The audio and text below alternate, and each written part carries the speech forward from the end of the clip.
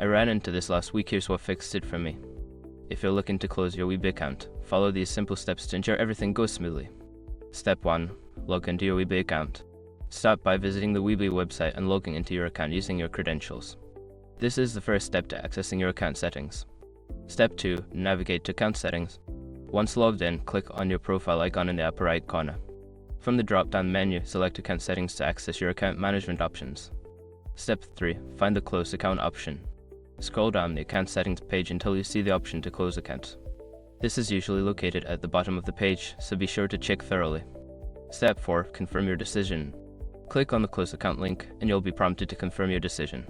Make sure to read any warnings about losing your data before proceeding. Step 5. Finalize the closure. After confirming, follow any additional prompts to finalize the closure of your account. You should receive a confirmation email once the process is complete. Closing your Weebly account can be straightforward if you follow these steps.